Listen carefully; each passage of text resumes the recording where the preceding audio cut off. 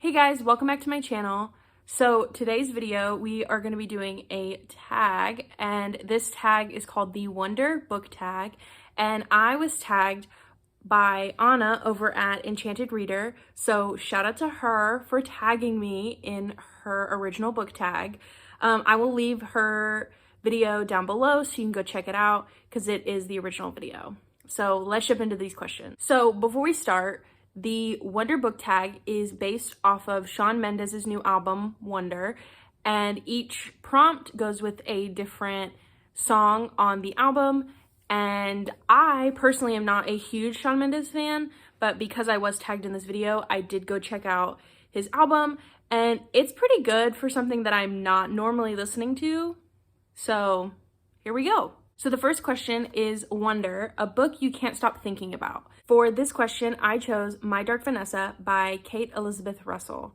I chose this because I did read it 2 weeks ago, I believe, and I have not been able to stop thinking about it. That book was extremely good. It was highly triggering for like grooming and pedophilic relationships, but that book just had so much depth to it other than that it's just something that I just cannot get out of my head right now. Next question is Higher, a sequel that was better than the original. So for this, I chose Wondersmith, The Calling of Morgan Crow by Jessica Townsend. I personally think that Wondersmith is the superior between the two in the series. I haven't read Hollowpox yet, but I just feel like Wondersmith is better because we are familiar with the characters. It's not kind of an intro to the world, and we are working on the plot at this point. And there are so many side characters in Wondersmith that we meet that are phenomenal, that are just my cute little babies that I just want to hug onto. So yeah, that's why I chose that one. Next one is 24 Hours, a book you can read in 24 hours. So for this one, I chose Front Desk by Kelly Yang. This is a middle grade novel, so because it is middle grade, I actually did read it in 24 hours. I listened to the audiobook, and it was a cute little middle grade. And so yeah. The next one is Teach Me How to Love, a book with a steamy romance. So for this, I chose Try by Ella Frank, and I'm about to expose myself, so here we are, family, if you're watching. I read Try when I was like 16. It was perfect. It was probably the first male romance novel that I'd ever read, and that book was the most smuttiest thing I think I've ever read. But it's just, I don't even know what to say about it. It's so smutty. It's so good. If you're looking for a male romance, I highly suggest picking up Try by Ella Frank. It changed my life at 16, so. The next one is Call My Friends, Your Best Friend's Favorite Book. So for this, I asked my friend Allison what her favorite book was, and she told me that the book that got her into reading was Leaving Paradise by Simone Eccles, I believe. And yeah, I actually know nothing about this book at all, but when she told me that, I went on my Goodreads to look at it, and it says that I marked it to read in 2014. So apparently I at one point wanted to read it, but I really don't know what it's about. The next one is Dream, a book with a long distance relationship. So this is very easy for me. I chose Red, White, and Royal Blue by Casey McQuiston. And obviously I chose this because the two main characters are Alex, who is the president's son, and the other main character is Henry, who is the Prince of England. So obviously Washington, D.C. to London. The next question is Song for No One, a character breakup that destroyed you. So for this, I chose The Great Alone by Kristen Hanna, and I don't want to say too much, but there is a breakup in this book, and it's traumatizing until you keep reading. So for the majority of this breakup, it is extremely traumatizing for me, because this book just has so many elements and these characters are just my children. I want to protect them. So next one is Monster, your favorite villain. I chose August Rosenbluth from Water for Elephants by Sarah Gruen.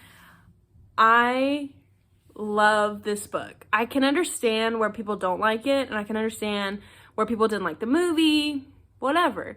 In the book, August is scary, and then you watch the movie, and Christoph Waltz is scarier. So combining the two, the character and Christoph Waltz playing the character, he's my favorite because he's so scary. Next, we have 305, an unexpected romance between characters. I ended up going with Lord of Shadows by Cassandra Clare. There are two side characters in this story that start to spark a relationship or romance or something, and it completely caught me off guard. I'm kind of into it. I was not into it at first, but as they kept progressing in like their random like talks, I was like, okay, we're going somewhere with this, and I guess I can get behind it.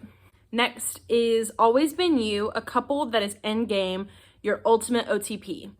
For this, I chose the main characters in The Name of the Star by Maureen Johnson. I cannot remember if they actually get together. I'm pretty sure they do. But Stephen from that book is probably my favorite male book character. So Stephen with anybody is fine. Like, as long as they treat Stephen well. If you've read the books, Stephen deserves so much and so much more. Next is Piece of You, a book you would never lend out. So, slight story time. I do not like to lend my books out to anyone for any reason.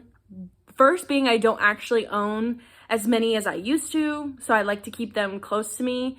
But in high school, someone borrowed my copy of The Diviners and I never got it back. So I do not like anybody borrowing my books except for my mother and my brother because they lived in the same house as me, so I knew where the book was always. But I still don't have my copy of The Diviners back. It's too late. It's been so many years. I just don't want to ask them for it back. So next is Look Up at the Stars, a book set on another planet or in another world. For this, my only obvious choice was Red Rising by Pierce Brown. I can never stop talking about this book, ever. I promise I read other things. But I already know this book takes place / starts on Mars, which is another planet. And yeah. The final question is Can't Imagine, a book you can't live without.